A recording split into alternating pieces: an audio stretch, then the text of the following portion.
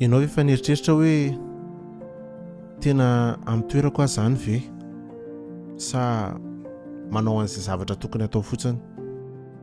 Ito ve ny asa mety ho anahy? Ito ve ny fianarana mety aminahy? Na koa ve mety ve zany exercice ataoko zany? Mety vendrana be ve za sa manaonao foana? Be da be ny manontany an'izany fanontaniana izany. Za dia ohatranao ihany, be da be koa ny fanontaniana atao anatiko ary indraindray aho mahatsapa hoe tsy tena amin'ny toerako aho zany rangahy. Na ianao koa ary mety mahatsapa an'izany indraindray anao mieritreritra hoe mety tokony mbola ambony noho izao ianao dia za koa mety mieritreritra hoe mety tokony mbola ambony noho izao nefa hainao fa fiainana io misy ny ambony dia misy ny ambany. Androany ho tantaraiko anao hoe ilaina ny mahay manaika ny toerana misy anao.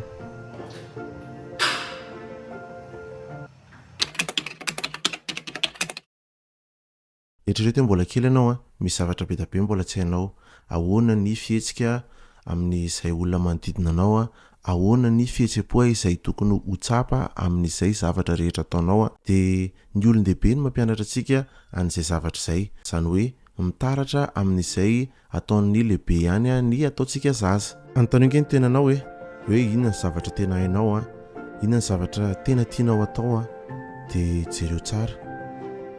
Raiso an-tsaina hoe mety mieritreritra ve ianao hoe afaka manao an'izany amina fotoana lava, mety mahasambatra anao ve izany, mety efa nisy nofinofy foana ve tianao atao? Eny mety tsy tena zavatra hainao be akory fa tianao mba hanomezana fotoana kely. Inona moa ny olana raha ohatra hoe mba efa naniry foana ianao hianatra gitara ohatra dia mianara gitara.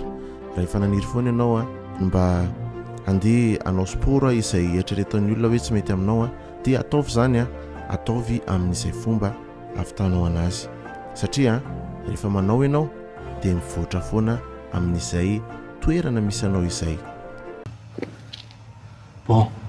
Inona zany ny zavatra azonao baikona dia inona tsy azonao baikona? Fantaro tsara fotsiny izay dia afaka mivoatra ianao.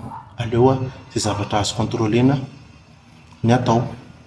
Takan'izany koa ny asa, ohatran'izany koa ny ao an-tokantrano. Ianao ve vady mahay mipetraka amin'ny toerana misy anao? Ianao ve ray aman-dreny mahay mipetraka amin'ny toerana misy anao? Zanaka mahay mipetraka amin'ny toerana misy anao? Ilaina daholo izany rehetrarehetra izany. Manaiky ny toerana misy anao koa nefa manaiky fa afaka mivoatra ianao, afaka manao zavatra vaovao, mila misokatra ny saina fa ekena aloha zany hoe inona ny zava-misy amin'izao misy anao zao. Fanekenao ny toerana misy anao koa nefa tsy hoe manaiky an'izay zavatra misy fotsiny. Eny manaiky an'izay zava-misy ianao fa manomana an'izay mety ho avinao mba ho tsaratsara kokoa. Ny fanekena ny toeranao dia fanekena fa afaka mivoatra ianao amin'izay toerana misy anao izay. Omany foana no avy ao anatin'izany rehetrarehetra izany. Izay ny tena tsara sy mila jerenao hoe aiza ny ahafahanao mivoatra amin'izany.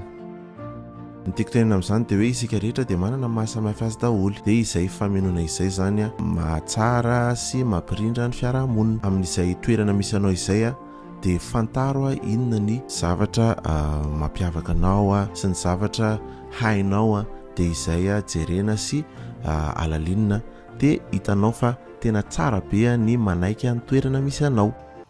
Raha zanaka ianao dia ajaony ray aman-dreny. Marina hoe mety misy tsy fanarahana indraindray fa mila manaika an'izay koa. Raha ohatra hoe taritiny ianao dia manarahana ilay mpitarika.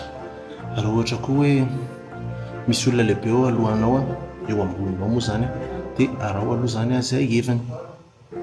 Izany ny zavatra mampandroso amin'ny fiainana. Fa matetika isika moa lasa ohatran'ny hoe tia contre an'izay hevitry ny olona fotsiny. Mila fantatra zany hoe amin'ny fotoana ohatrany ahoana ny ampisehoana ny maha-izy anao sy amin'ny fotoana ohatrany ahoana ny anekena ny zavatra izay lazain'ny olona.